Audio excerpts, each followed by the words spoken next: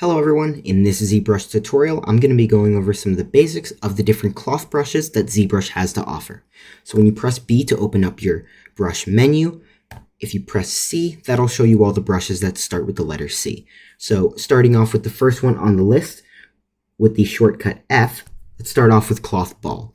Cloth ball will simulate a ball underneath your mesh as if you're running it under wherever you are dragging with your brush. So if I go on this model here, just to give you an example, when I drag down, it'll simulate a ball underneath the cloth that you have. Depending on your Z intensity, it'll make the ball higher or lower. Next is the cloth dimple brush. With the cloth dimple brush, it's a little bit different. It's a drag rect brush. So you're going to put the brush wherever you want that dimple, or it's going to be like a little divot in your cloth, and you're going to click and drag out wherever you want that divot to be. And you can do this on different parts of your model. You can make them small or larger depending on what you're going for. And like you can see, it'll make that little divot with a bunch of trailing folds there. Moving on to the cloth fold brush, it'll do just as it says. It'll create a fold in your model. If you drag from top down, it'll try to take that left side and fold it over the right. And the opposite is true if you go from bottom up, where it'll try to take that right side and fold it over the left. So depending on where you are orienting and dragging your brush, it'll fold one side over the other. The cloth hook is good for large drapery, or if you're modeling a skirt or things like that, it'll be used to make those more intense folds in your model that you might want. So you might want to use a larger brush size to get the majority of those folds that you want. And again, it'll just make these kind of harsher folds in your model like that, as if you were dragging a part of the cloth. Next is cloth inflate. Cloth inflate is kind of like if you were pushing a fan behind your mesh, and it'll obviously respect the dynamics of the cloth that it is pushing, but it'll kind of feel like the cloth ball the first couple of times that you're using it, but it is a little bit different in the sense that it'll still respect a lot of the dynamics of where you have folds already. So if you have a fold, it'll still respect those folds and kind of just blow from behind of your model. Next brush is the cloth move brush. Cloth move brush is similar to the regular move brush, except that, again, it'll respect the dynamics and physics of cloth. So if you're moving something side to side, it'll bunch up just like that. And if you are moving something forward, like inward or outward in the Z direction, it'll also respect your cloth simulation and physics. Next is cloth nudge. Cloth nudge is really, really good for making small details or nudging small parts of your cloth in different directions. And you can use it to get those really fine folds that you want in your clothing.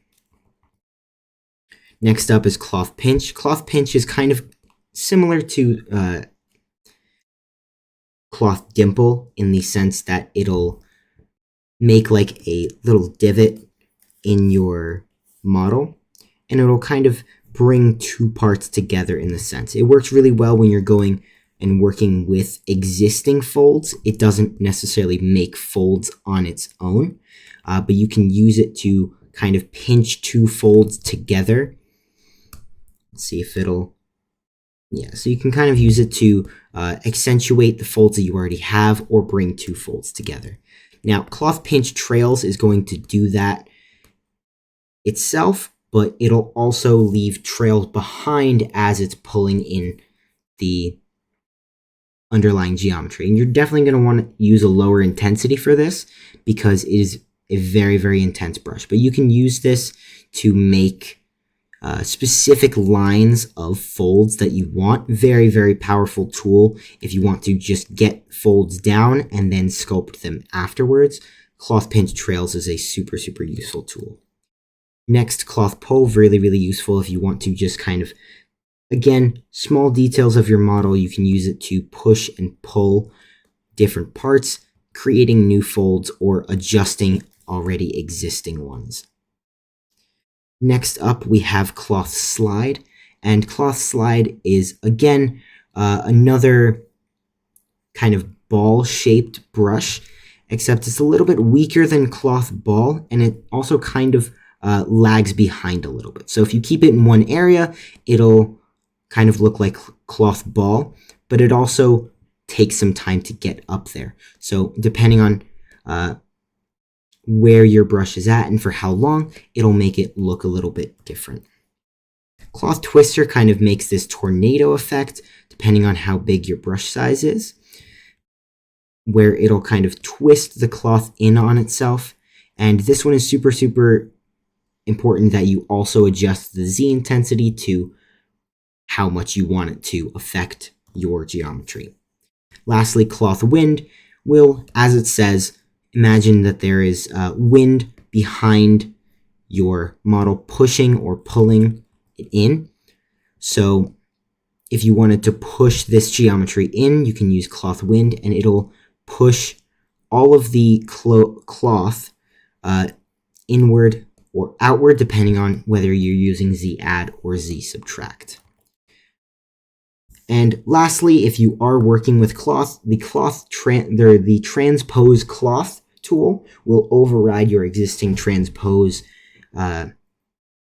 material, and it'll make it so that when you move your cloth or piece of clothing, it'll use a collision volume detecting underlying geometry, and you can use that to kind of simulate cloth as it's already on your model. You can move it down and up, and it'll respect the underlying geometry. But that just about wraps it up for all of the different brushes the cloth brushes that ZBrush has to offer. Thank you all for watching, and I hope you guys learned something. Thank you very much.